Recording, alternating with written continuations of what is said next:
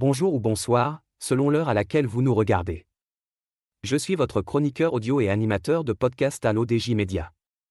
Aujourd'hui, je vous lis fidèlement la chronique de Mohamed Haït Belhassan, le triangle Chine-Russie-Inde, entre réalignement stratégique et fin des illusions occidentales. Lecture à la lettre. L'hypothèse d'un triangle stratégique Pékin-Moscou-New Delhi n'est plus une fantaisie de colloque, c'est un scénario de travail. Depuis 2 ans, signaux faibles et gestes forts s'accumulent, flux énergétiques redirigés, sommets bilatéraux et trilatéraux, convergence dans les enceintes multilatérales élargies au point de dessiner une boussole nouvelle pour l'équilibre mondial.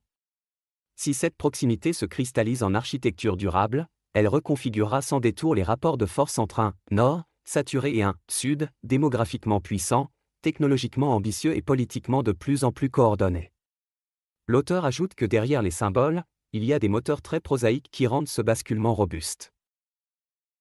De la coalition de résultats au bloc géopolitique, anatomie d'un basculement, les motivations sont prosaïques et, pour cela même, robustes. La première tient à l'économie politique de la puissance.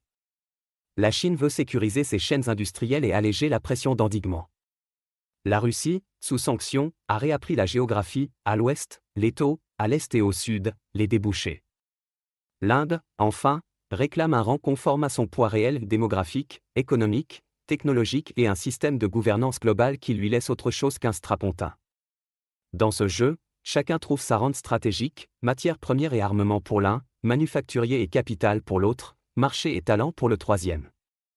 Surtout, chacun y gagne un filet de sécurité face aux humeurs de l'ordre libéral dominé par l'Atlantique. L'auteur affirme que pour lui, la force de ce triangle tient à une complémentarité structurelle, pas seulement à des PIB additionnés. Le potentiel de cette triangulation va au-delà de la somme des PIB. C'est la complémentarité qui frappe.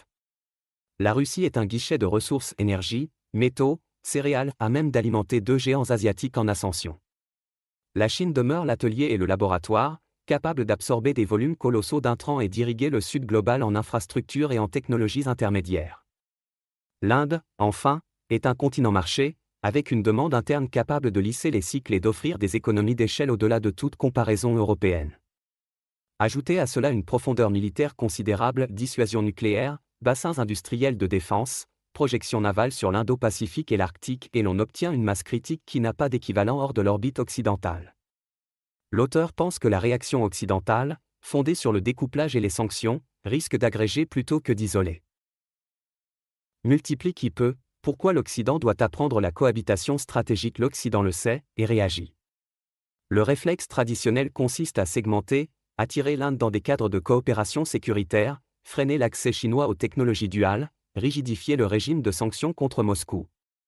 Or ces contre-mesures produisent souvent l'effet inverse. Les droits de douane et les contrôles à l'export accélèrent la substitution industrielle et financière, l'extraterritorialité des sanctions pousse à l'ingénierie de paiement alternatif, la rhétorique de bloc ranime, chez nombre d'États du Sud, une ancienne allergie à l'alignement. À force de contenir, on agrège. L'auteur ajoute que malgré des frictions réelles, l'arithmétique d'intérêt peut suffire à bâtir une infrastructure d'alliance. Reste la question cardinale, cette entente peut-elle se muer en alliance formelle? Sur le court terme, les frictions existent, contentieux frontalier sino-indien, concurrence sur les corridors, rivalité d'influence en Asie centrale. Mais la politique internationale n'est pas un mariage d'amour, c'est une arithmétique d'intérêt. Tant que la matrice occidentale conservera des réflexes de club, protectionnisme vert, normes unilatérales, gouvernance figée, les 3 capitales auront de bonnes raisons d'organiser, au minimum, une coalition de résultats, interconnexions énergétiques, standardisation technologique, filet de paiement, diplomatie de vote coordonnée. Une infrastructure d'alliance, sans traité, suffit déjà à peser. L'auteur souligne que l'Europe se trouve face à un test existentiel, cohérence stratégique ou marginalisation. Pour l'Europe, le défi est existentiel. Elle ne peut ni se rêver, puissance normative, tout en externalisant sa sécurité, ni proclamer sa transition verte en reconduisant des dépendances critiques. Son intérêt bien compris serait double, d'une part, diversifier ses interconnexions avec l'Inde et l'Asie du Sud-Est en dehors des seuls prismes sécuritaires, d'autre part, pousser une réforme sincère des institutions économiques et politiques internationales qui reconnaissent l'ascension du Sud. À défaut, le continent sera réduit au rôle d'arbitre sans sifflet, beaucoup de commentaires, peu d'influence. L'auteur affirme que pour lui, la leçon dépasse la géopolitique, c'est une réalité statistique durcie par la démographie et la productivité. La leçon stratégique est claire. Le monde glisse d'un bipolaire rêvé à un multipolaire têtu. La dynamique à l'œuvre n'est pas idéologique, elle est statistique, là où se trouve la majorité des humains, la demande marginale, les gains de productivité et les ressources, se déplace aussi le pouvoir de négociation et, à terme, la capacité de faire norme. On peut le déplorer, l'ignorer, ou l'anticiper.